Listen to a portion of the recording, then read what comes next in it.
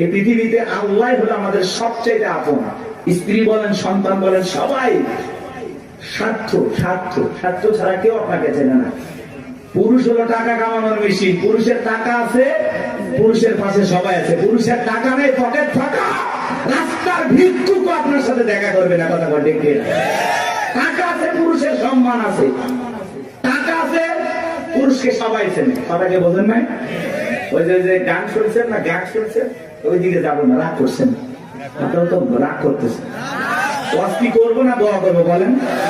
আচ্ছা বলেন তো, পুরুষ হলো প্রয়োজন মিটানোর মেশিন। টাকার প্রয়োজন, সম্পদের প্রয়োজন, কথা কয় না কেন? এই প্রয়োজন মিটানোর জন্য আল্লাহ আমাদের দুনিয়ায় পাঠাইছে।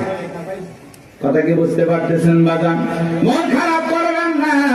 যে কথা বলতে চাচ্ছিলাম বাজান, দিল দিয়ে কথাগুলো বোঝার চেষ্টা করবেন, গভীর মনোযোগ দেবেন, সামনে গেলে মজা পাবেন। এ যুবক, তোমরা নিরাশ হয়ে না, তোমরা যুবক, আমিও যুবক, তোমাদের মনের দুঃখটা কি বুঝি। একটু অপেক্ষা করো, তোমাদের জন্য স্পেশাল কিছু আলোচনা মাথার মেমোরিতে সেভ করা আছে, সময় মতো ডাউনলোড দিয়ে শোনায় দেব। মা বোন যারা বসে আছেন, মা একেবারে নিরাশ হবেন না। মা মহিলা প্যাডেল মা বোনদের জায়গা হচ্ছে না, আমি শুনেছি। আর পাগলিদের জায়গা একটু বেশি লাগে। অর্থাৎ ঘরেও যেরকম দখল করতে চায়, বাহিরে গেলে দখল করতেছে। কথা বল না কেন? এই যে মা বোনদের জন্য কিছু ওয়াজ করা দরকার আছে না নাই? কিছু বাঁকা পথে মা বোন চলে, বাঁকা পথে চলা মা বোনদেরকে ওয়াজের মাধ্যমে আজকে একটু সোজা করা হবে। একটু সময় দেন, জানতে যায়। আমার ভাইরা চলেন, সামনের দিকে যায় বাগান। ওই ডায়রিয়া কলেরা মহামারীতে হাজার হাজার মানুষ মারা গেল, আর ফিরাউনের পকেটে টাকা ঢুকলো। টাকা পাইতে পাইতে এত টাকার মালিক হয়ে গেল বাজান, টাকা রাখার কারোর কোন জায়গায় নাই। এবার বাদশাহ দরবার একদিন চলে আসছে, বাদশাহ আমার কাছে কিছু টাকা পয়সা আছে, এলাকায় যারা গরিব মানুষ খাজনা দিতে পারে না, দুঃখী মানুষ খাইতে পারে না, আমি তাদের একটু জনসেবামূলক কাজ করতে চাই। বাদশাহটাকে বলে, বাবা তো ভালো উদ্যোগ, তোমার মতো ছেলে ঘরে ঘরে জন্ম নেওয়া দরকার। এইবার জনগণের সেই সমস্ত টাকাগুলো নিয়ে আসা, গরিব মানুষের মাঝে বিতরণ করলেন, খাজনা পরিশোধ করে দিলেন। বলেন তো টাঙ্গাইলের মুসলমান, বুঝে থাকলে বলেন তো টাকাগুলো ছিল কার? নেতা যে মাইক ধরে বলতেছে 5 লাখ দেব, ওই টাকা পাবে কোথা থেকে? আসমানের ফেরেশতারা প্যাকেট পাঠাবে নাকি? ভালো করে বুঝবেন কোন টাকা কোন জায়গায় যায়। আমাদের গাইবান্ধার আঞ্চলিক ভাষা একটা কথা বলে, মাছের তেল দিয়ে মাছ ভাজা। কথা কি বুঝতে পারতেছেন? জনগণের টাকা জনগণের মাঝে বিতরণ করে ফাও ফাও বাহাবা পাইলু। জনগণ দিকে বলে, আরে রাজ্যের বাদশা যদি এই ব্যক্তি না হয়া গোরস্থানের ছেলেটা হইতো, না জানি আমাদের কপাল খুলে যেত। নির্বাচনের আগে একটু জনসেবামূলক কাজ করা দরকার আছে না নাই? আমার এলাকার নেতা কাঁচা রাস্তা মানে মাটি রাস্তা, বোঝেন তো বাজান, ইট পাটতেছে, 2 গাড়ি ইট পাটতেছে। মানুষজন বলে, বাবা ইট পাটতেছে, তুমি তো এখনো নেতা হয় নাই, কারণটা কি? ছেলেটা বলতেছে, আপাতত ইট ফেলে দিলাম, আর ভবিষ্যতে আমার মার্কায় যদি সিলভারে এলাকার নেতা বানায় দিতে পারে, আমার 1 নাম্বার টার্গেট এই কাঁচা রাস্তা পাকা করা। এই রাস্তাতে আপনাদের ছেলে স্কুলে যাইতে পারে না, আপনারা হাটে বাজারে যাইতে পারেন না, মাঝে মাঝে আপনাদের কথা মনে হলে রাতে ঘুম আসে না। কি অভিনয়! নেতা হতে গেলে অভিনয় জানার দরকার আছে তো না? কথা কয় না। যারাই নেতা এরাই কিন্তু পুরোটা কি অভিনেতা। অভিনয় না জানলে নেতা হওয়া যায় না বাজান। ভালো করে বোঝার চেষ্টা করবেন। জনগণ বিশ্বাস করে যদি নেতার মার্কায় সিলভারে নেতাকে নির্বাচিত করে, নেতা তো এলাকায় থাকে না, ঢাকা শহরে বান্ধবী নিয়ে ঘুমায়। কথা বলেন ঠিক কিনা? মার্কা থাকে যে কয়দিন, নেতার আনা গোনা সে কয়দিন। আমরাও জনগণ কম খারাপ না। 1.5 টাকার বিরিয়ার 3 টাকার চা খায় কি স্লোগান? বল্টু ভাইয়ের চরিত্র ফুলের মতো পবিত্র, নামাজ পড়া কক্ষ গাঁজা খায় 5 ওয়াক্ত, কম চরিত্র বাঁকা ভক্ত, শয়তানের 1 নাম্বার ভক্ত, হুজুরের জন্য খুবই শক্ত, চুষা খাই গরিবের রক্ত। পোস্টার লেখা যে গরিবের বন্ধু, ভোট দিয়ে দেখেন গরিবের কয় নাম্বার শত্রু। কথা বলেন? রাস্তার একটা ভিক্ষুক মহিলার দিকে 500 টাকা দিয়ে বলে, আপনার চেহারার মাঝে আমি আমার মাকে খুঁজে পাই।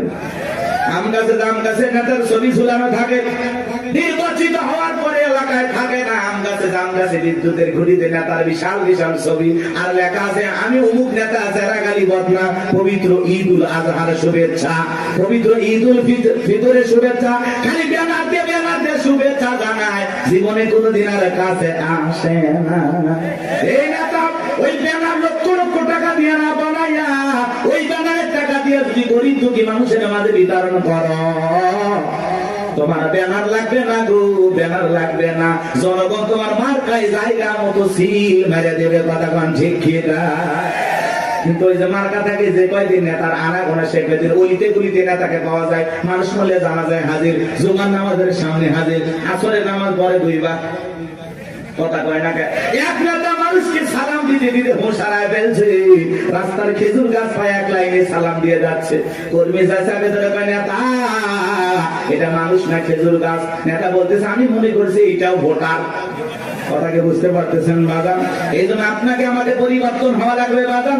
বারবার ওদের কথাই ভোলা যাবে না, ভোলা যাবে না, আমাদেরকে ভালো ভালো লাগবে। মনে রাখবেন বাজান, দেশের জনগণ এক নাম্বার, নেতাও এক নাম্বার হবে। আপনি যদি পরিবর্তন করতে চান অবশ্যই সমাজটাকে পরিবর্তন করতে পারবেন। এই জন্য আগে নিজের ভালো হওয়া লাগবে। আপনি যেমন দেশের নেতাও কিন্তু ওইরকম হবে। 2 নাম্বার আপনি নেতা হবে 4 নাম্বার। কথা কি বুঝছেন? আপনি সিটার নেতা হবে বিশ্ব সিটার। কি ভয় পাচ্ছেন নাকি? আমি কোন দলে দালালি করতেছি? আমরা আগে ঠিক হবে। এক পাগল গাছের নিচে হাত তুলে বলে আল্লাহ, আরে হারাক তো মানুষ বাইরে গেছে, 2-4 জন হারিয়ে গেলে কি হবে? পরে খুঁজবো ওই মা কি মা আজকে আমি শুরু করতে নাকি বাচ্চা নিয়ে আসে, মাকে ধর, মাকে বাচ্চা হারায় যায়, মা কইতে পারবে না, মা না পাগলি। বাচ্চাকে কন্ট্রোল করবেন না। এ বাবা জাহিদ, তোমার মা কান্না করে, আসো বাবু আসো,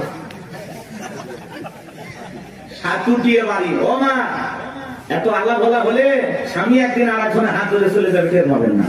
হ্যাঁ, বাচ্চা কন্ট্রোল করবে পার না কি মা। অনেক মা বোন আসছে, এসে বাচ্চা টাচ্চা রাখে ওরা গল্পে লিপ্ত হয়ে গেছে। কেউ তোমার বিয়ে হয়েছে ওই মুখ জায়গায় না, তোমার স্বামী ভালো ব্যবসা করে, ও গল্প করতে বাচ্চা নেই, টেরই পাচ্ছে। ও বু ফুবু চাচি খালা নিয়ে ব্যস্ত হয়। আল্লাহ হেদায়েত দান করে। আর ওদের মাঝখানে এরকম একটু বিনোদন দরকার আছে নাকি? হারায় গেলে আর কি কি সংবাদ আছে দেবেন, দেখেন আমি বলে দেব। একটি বাচ্চা হারিয়ে গেছে, নাম কি? জাহিদুল ইসলাম। বাবা জাহিদুল, তুমি কোথায় তুলতেছো ফুল? তোমার মা কান্নে হয়ে গেছে ব্যাকুল, তাড়াতাড়ি করে আসো। জাহিদুল চলে আসবে, মা কান্দেন না, বসে থাকেন। বাচ্চা হারাই নাকি এখন তার বলা পান এক করতেছেন নাকি আপনার? তাকবীর দেন, লিল্লাহি তাকবীর। একটা গোল গাছের তেঁতুল গাছ, কোন গাছ? তেঁতুল গাছের নিচে হাত তুলে বলে আল্লাহ, তেঁতুল গাছে রাজশাহীর ফজলিয়ামদের, রংপুরের হাড়িভাঙ্গাদের, সাফাই নবাবগঞ্জের কাঠিমন্দে, নওগাঁসা পাহাড়ের আমরুপালিতে। আল্লাহ বলে পাগলের চোখটা খুলে দেখ, কোন গাছের নিচে দোয়া ধরেছিস? তেঁতুল গাছের নিচে দাঁড়াইয়া।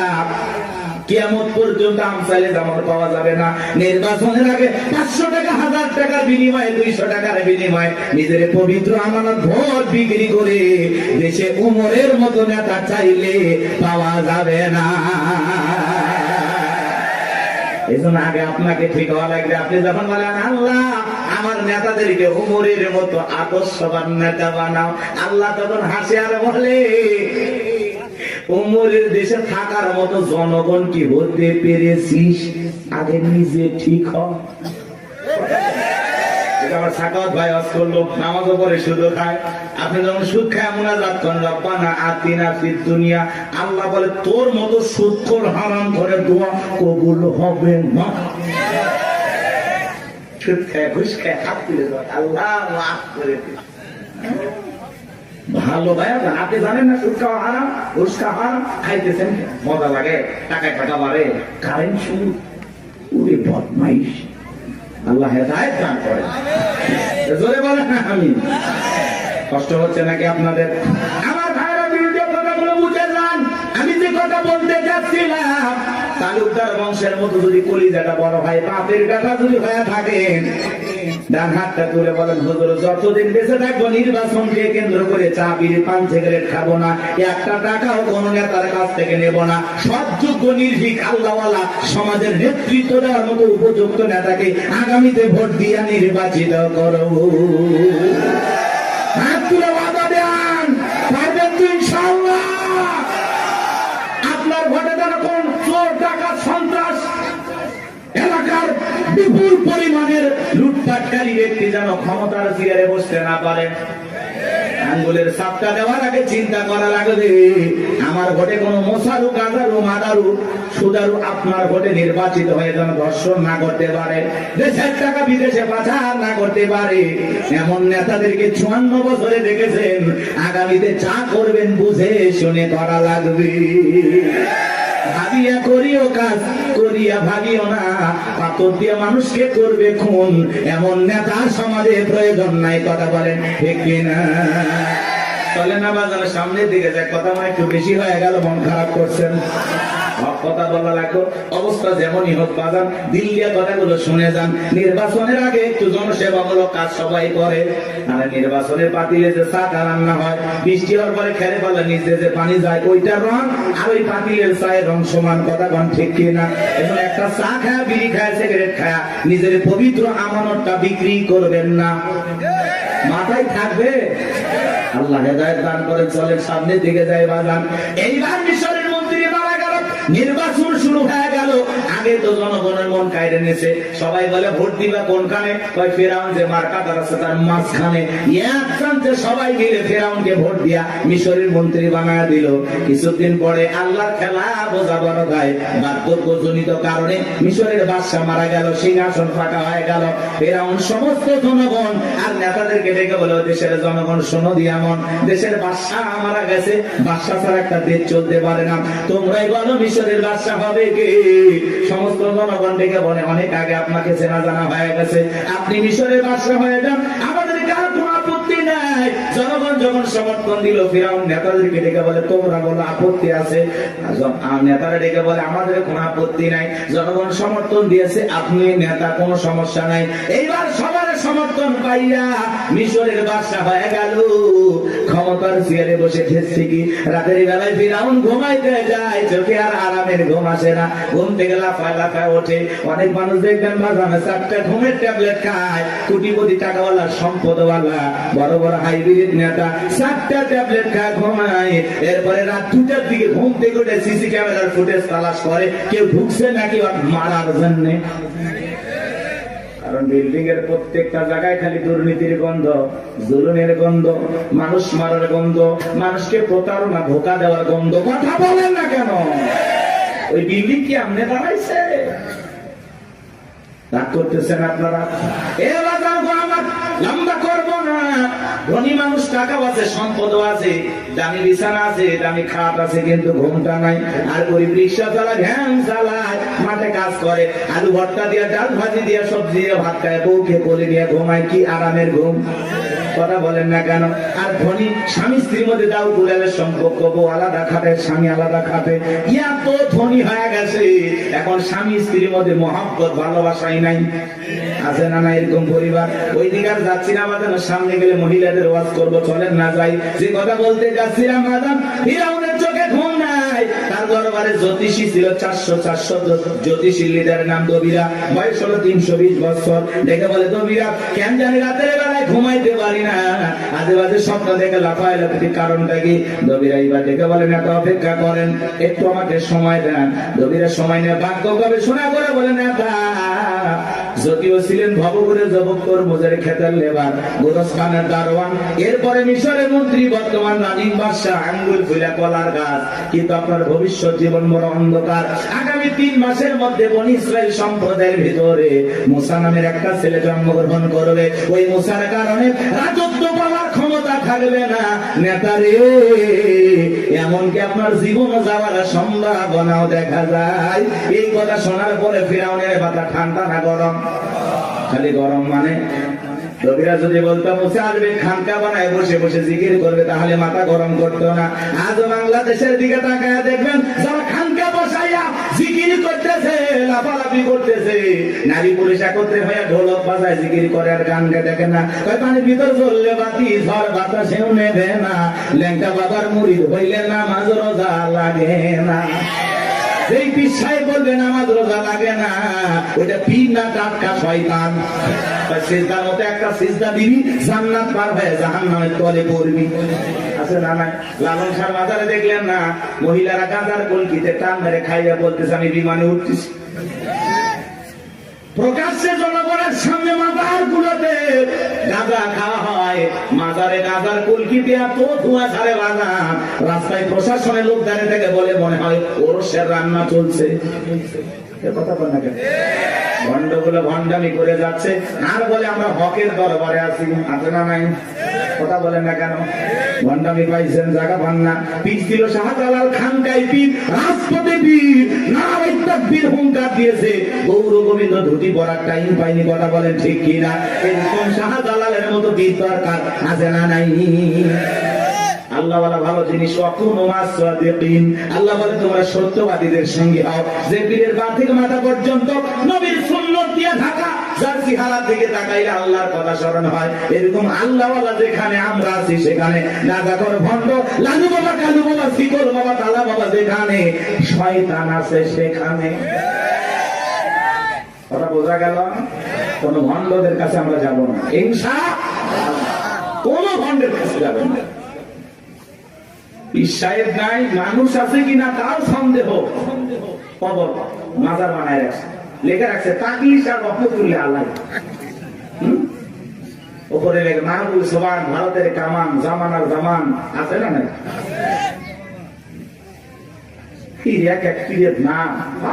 আল্লাহ হেদায়েত দান করেন। ভণ্ড পীরের ওয়াজ বেশি করবো না, কষ্ট হচ্ছে আপনাদের। এই ভণ্ডদের কাছে যাওয়া যাবে? এমনও পীর আছে মহিলা মুরিদ দেখে মাথা ঠিক থাকে না, দুই হাত বাড়ায় বলে মাই। মহিলা চিন্তা করছে এত বড় আল্লাহ আমাদের ডাকে, যদি বুকে না যায় জানার জায়গা হবে না।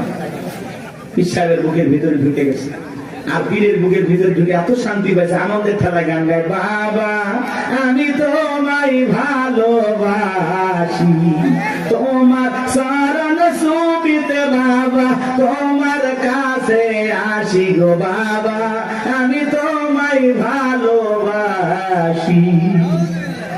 যে নারী স্বামীকে বাদ দিয়ে পীরের ফাটা পায় সুবা খায়, ওই নারীর চরিত্র ঠিক না।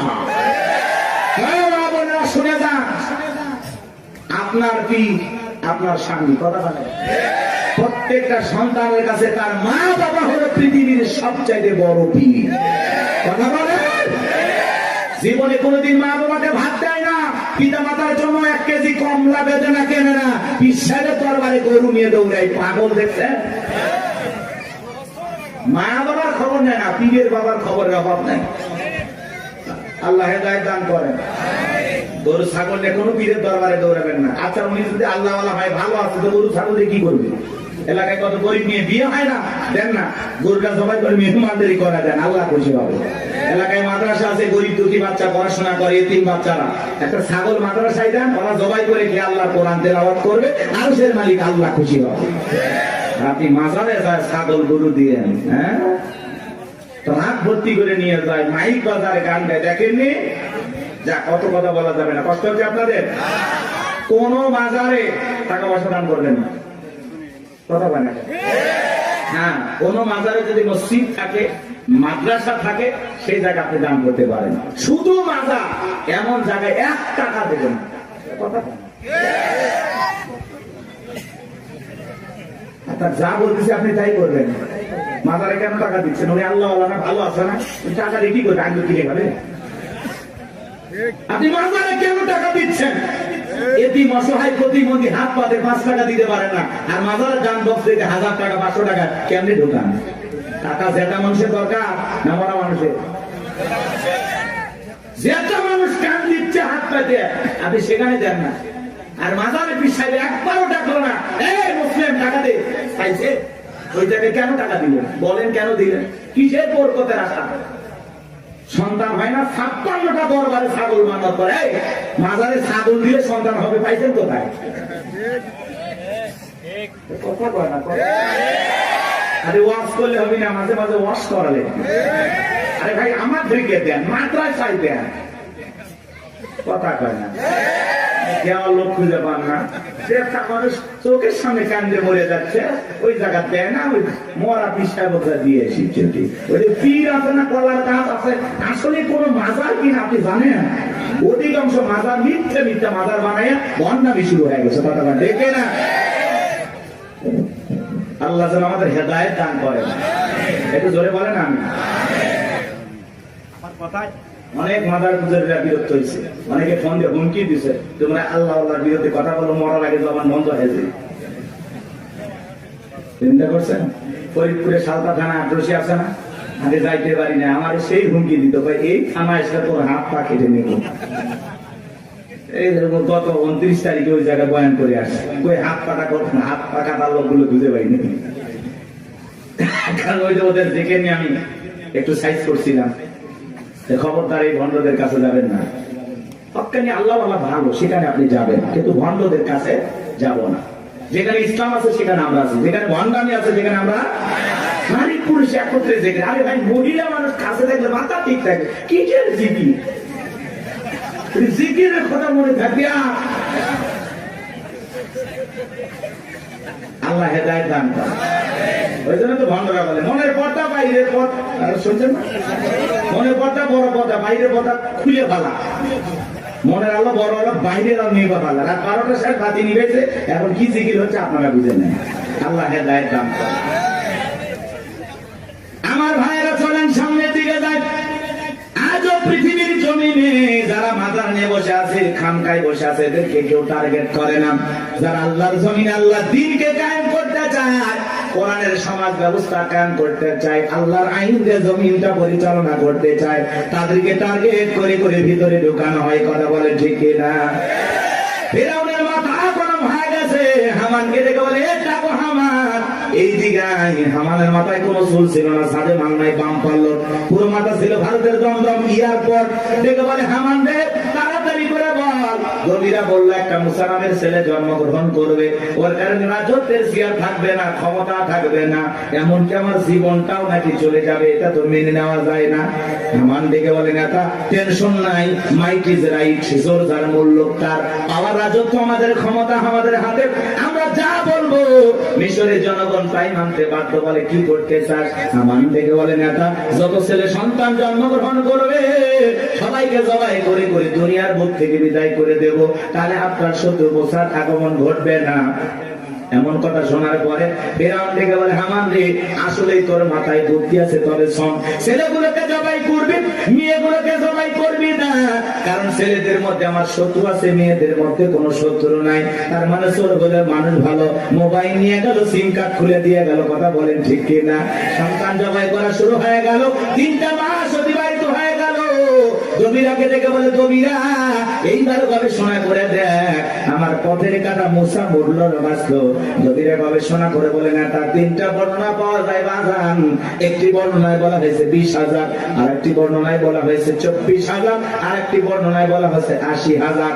জমিরা দেখে বলে না, তো যদিও হাজার হাজার মায়ের মুখ খালি কইরা সন্তানগুলোকে জবাই করে বিদায় করেছেন, কিন্তু আপনার পথের কাটা মুসা এখনো মরে নাই, মরে নাই, মায়ের কোলে জীবিত আছে, সুস্থ আছে, কিন্তু কোন বাড়িতে আছে, কোথায় আছে, এইটা বলার ক্ষমতা আমাদের নাই। বলেন আল্লাহু আকবার।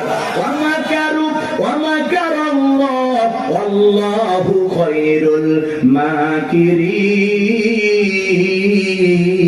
মাকিরিন। এলাকার আল্লাহ চাই মুসারে বাঁচাতে, ফিরআউন চাই মারতে, আর 14 গোষ্ঠী এক জায়গা হয় মুসের একটা পছন্দ জিততে পারবে না। কথা বলেন ঠিক কিনা? ফিরআউন আগান্বিত হয় বলে, সেনাবাহিনীর দল, এতগুলো মারলি, আসলটাই মারতে পারলি না। এলাকায় তল্লাশি চালাও, চিরনবিধান চালাও, ঘরে ঘরে প্রবেশ করো, যেখানে মুসারে পাইবা দরবার জবাই করবা, আমার মাথার টেনশনটা দূর করো। যাও। একদল সেনাবাহিনী মুসা নবীর বাড়ি দিকে রওনা করেছে। মুসা নবীর বড় বোন, তার নাম মারিয়ম, দেখে বলে, মা ওই যে ফিরআউনের সেনাবাহিনী দেখা যায় মা, আর বুঝি ভাইকে বাঁচানো গেল না। মুসা নবীর মা সন্তানকে দৃশ্যদিক দৌড়ায়, কে যেন ইলহামের মাধ্যমে আওয়াজ দেয়, বলে মুসা মা, তোমার সন্তানটাকে চুলার ভিতরে ফেলায় দাও, কথা দিলাম গুরু, তোমার সন্তানটাকে আবার তোমার কোলে ফেরায় দেব। বলুন সুবহানাল্লাহ। মুসা নবীর মা তাই করলেন। লম্বা ঘটনা বাজান সংক্ষিপ্ত করে বলে দিয়ে যায়, ফিরআউনের সেনাবাহিনী তল্লাশি চালাইয়া তন্ন তন্ন করে ঘর বাহিরে সব জায়গায় খুঁজে তারা চলে গেল। এইবার মুসা নবীর মা চোখের কোনায় পানি নিয়ে কাঁদেন, আর মনে মনে ভাবেন সন্তান বুঝি আগুনে পড়ে কয়লা হয়ে গেছে। কাছে যায় তাকায় দেখেন, না না, মুসা নবী আগুনে পড়ে নাই, মুসা নবী চুলার ভিতরে পড়ে মুস্কি মুস্কি হাসতেছি। সন্তানটাকে কোলের মধ্যে নেবেন, কে যেন দাঁড়িয়ে আওয়াজ দিয়ে বলে মুসার মা, কতদিন জালেম ধরে ভয় লুকিয়ে রাখবা, সিন্ধুক একটা বানায়া দরিয়ার বুকে ভাসায়া দাও, কথা দিলাম গো তোমার ছেলেটাকে আবার তোমার কোলে ফেরায়া দেব। মুসা নবীর মা টেনশনে পড়ে গেলেন, সিন্ধুক পাবেন কোথায়? পরের দিন সকালবেলা কে যেন ডেকে বলে মিস্ত্রি লাগবে না, আমি একজন মিস্ত্রি। মুসা নবীর মা ডাইকে বলে মিস্ত্রি দিকে আসো। জীবনে কেউ মিস্ত্রি বলে চিল্লাইলো না, তুমি কিসের মিস্ত্রি, কি বানাইতে পারো? মিস্ত্রি ডেকে বলে মা, আপনি যদি মনে করেন এমন একটা সিন্ধুক আপনার দরকার, যে সিন্ধুকের ভিতরে আপনার সন্তানকে তুলে দরিয়ার বুকে ভাসায় দেবেন, ও মা চাইলে এমন একটা সিন্ধুক আমি বানাই দিতে পারি, তাই নাকি? বলে হ্যাঁ। মুসা নবীর মা ডেকে বলে মিস্ত্রি, তুমি তোমার মনের কথা বলেছো, এরকম একটা সিন্ধুক আমার প্রয়োজন। মিস্ত্রি ডেকে বলে মা, কিছু যন্ত্রপাতি আছে, ভাত দেওয়ার জন্য পানির প্রয়োজন হতে পারে, আবার না হলেও চলবে, আপনি একটু ভিতর থেকে পানি নিয়ে আসেন। মুসা নবীর মা ভিতর থেকে পানি নিয়ে এসে দেখে মিস্ত্রি সুন্দর একটা সিন্ধুক বানায়া দাঁড়িয়ে আছে। এবার সিন্ধুকটা হাতের মধ্যে দিয়ে মিস্ত্রি দৌড়ায়, পেছন থেকে ডেকে বলে মিস্ত্রি, লোহার পয়সা কিনি বানা, কাঠের পয়সা কিনি বানা, তোমার পারিশ্রমিকের দামটা কিনি বানা। মিস্ত্রি ডেকে বলে মা, যারা বিপদে পড়ে আমি তাদের উপকার করি, বিনিময়ে টাকা পয়সা গ্রহণ করি না। মুসা নবীর মা ডেকে বলে মিস্ত্রি, এই বিপদের দিনে এত বড় উপকার করলা, লোহার পয়সাও নিবা না, কাঠের পয়সাও নিবা না, তোমার পারিশ্রমিকের দামটাও নিবা না, অন্তত তোমার নামটা বলে দাও, মাঝে মাঝে তোমার কথা মনে হলে আল্লাহর কাছে তোমার জন্য দোয়া করব। মিস্ত্রি ডেকে বলে মা, আমি দুনিয়ার কোন সাধারণ মিস্ত্রি না, আমি আল্লাহর ফেরেশতা, আমার নাম জিবরাইল। এইবার সিন্ধুকের ভিতরে মুসা নবীকে তুলে দরিয়ায় ভাসায় দিলেন। আর মেয়ে মারিয়ামকে বলে মা, সিন্ধুক ভাসতে ভাসতে কই যায় খবর নিয়ে আসবি। ওই দিন বিকেল বেলা ফিরাউন তার প্রিয়তমা স্ত্রী আসিয়াকে নিয়ে আসছে সমুদ্রের সৈকতে হাওয়া খাইতে। মাঝে মাঝে বউকে নিয়ে একটু বিনোদন করা দরকার, আছে না নাই? হালাল বিনোদন।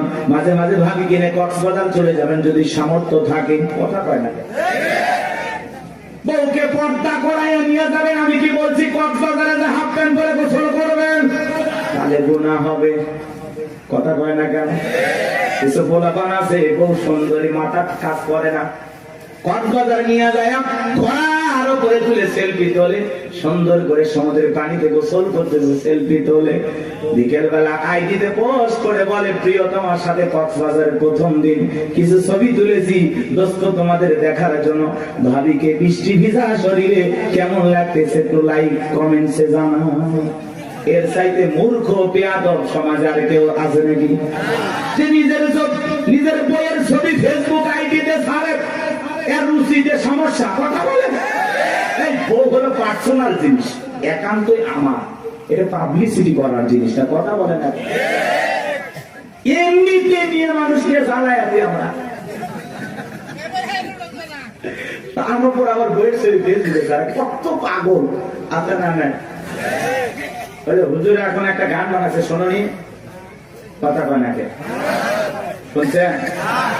কোন গ্রামে বাড়ি তোমার, কেমন তোমার বাপ, ফেসবুকে ছবি সাইডে করছো কেন বাপ? শুনছেন না? যাই সময় নাই, অনেক লম্বা হবে, কষ্ট হচ্ছে আপনাদের, বিরক্ত হয়েছেন আমার কথা? মহিলা দল আজ একটু পরে হবে, আপনার আগে ঠিক হন। কি বউকে মাঝে মাঝে বিনোদন করবেন? পিকনিক স্পট গুলো যেখানে ভদ্র লোকেরা যায় সেখানে যাবেন, মাঝে মাঝে বউকে নিয়ে একটু ঘোরাফেরা করবেন, নিজে বউকে একটু সময় দেবেন, না হলে অন্য আরেকজনের সাথে ঘোরাঘুরি করবে, আপনি টেরই পাবেন না। এরকম মহিলা আছে না? নাই? আর একবার যদি বউ বাঁকা পথে চলে, ওই বউকে সোজা করা কঠিন। নষ্ট গাড়ি ঠিক করা যায়, কিন্তু নষ্ট নারীকে ঠিক করা যায় না। একবার যদি একটা নারীর চরিত্র নষ্ট হয়ে যায়, ওই নারী একটা পতিতার চাইতে নিকৃষ্ট হয়ে যায়। এর জন্য বাজার কথাগুলো বাস্তব। নষ্ট গাড়ি ঠিক করা যায়, কিন্তু নষ্ট নারীকে ঠিক করা যায় না। নারী এমন একটা জিনিস, নারী বুঝতে পারলে নিয়ামত, না বুঝতে পারলে কিয়ামত। বুঝতে পারলেই ঘরে সুন্দর পরিবেশ নিয়ে বাঁচতে পারবেন, আর না বুঝতে পারলে ঘরে আগুন চলবে, দাউ দাউ করে অশান্তির আগুন জ্বলবে। ওই আগুনে শুধু আপনি জ্বলবেন, আপনার পরিবারও জ্বলবে, সমাজ জ্বলবে, কথা বলে ঠিক কিনা? আরে ভাই মসজিদে মুয়াজ্জিনি করে, বইয়ের জ্বালায় গলা দড়ি দিয়ে মরছে, দড়ি দিয়ে মরছে। কয়েকদিন আগের ঘটনা। হুজুর মানুষ আমরা মারবেও পারি না, শাসনও করে পারি, কি দিয়ে মারবেন? আল্লাহ এমন একটা সিস্টেম দিয়েছে মারা, ওই মেসওয়াক পরিমাণে 1 বিঘা, কথা বলে না। আচ্ছা এটা তো মারা যায় 8 ইঞ্চি দিয়ে, কথা বলে না। এটা পান্টি হলো, এটা ভাই হুজুর প্লাস দিয়ে মারো, মানে প্লাস দিয়ে ওই পান্টি ধরবি না, হাত দিয়ে ধরালে। আর তার বউ যদি মমতাজের মতো মোটা হয়, আর ওই পান্টি যদি পিঠে মার যায়, বউ কবি আমার কাতুকুতু লেগেছে, কথা পান্টি। ইসলাম এমন একটা সুন্দর সিস্টেম আল্লাহ তাআলা আমাদেরকে দিয়েছেন। ইসলাম এত সুন্দর একটি ধর্ম, আসলে বউ মারার পক্ষে আল্লাহ নাই, কথা বলে না। আল্লাহ বলতেছে বউ ভালোবাসার জিনিস, মারবে কে? আর তুমি যদি সকালে বউরে পিটাও, রাতের বেলা কই ঘুমাবা? ওই বউয়ের কাছে যাতে তোমার লজ্জা করবে না, কথা কয় না। আর পাগল, কিছু পাগল আছে না, বউরে এমন ফিটান পিটা, যতক্ষণ আব্বা ডাকছি ততক্ষণ ছাড়বো না। মানুষের গৌরী এত মারিস কেন? তাই মারবো না। এই বেহানারি বাবার কাছে আমি 1.5 লাখ টাকা পাই, মাত্র 1 লাখ টাকা দিয়েছি, এখন আমি 50,000 টাকা পাই। ও মানে শ্বশুর বাড়ি থেকে হালখাতার টাকা পাই। এরকম যৌতুক লোভী কিছু আছে না? যারা যৌতুকের জন্য বউকে পিটায়, এরা হলো ছোট লোক, কথা বলেন। এরা সমাজের জঘন্য লোক, কথা বলেন। এই পুরুষ না টাকা ইনকাম কর, যা ইনকাম কর, শ্বশুরের টাকা লোক। কাঁচা পায়খানা খাওয়া যেমন হারাম, কন্যা পক্ষের কাছ থেকে জোর করে যৌতুক দাবি করা তেমনি হারাম। তো যৌতুকের টাকা না খাওয়া 2 কেজি খা। সাকর ভাই মন খারাপ করতেছেন? এলে চলবে, রাগ করতেছেন নাকি আপনারা? যৌতুক নিয়েছেন নাকি আপনি? উঠতেছেন কেন?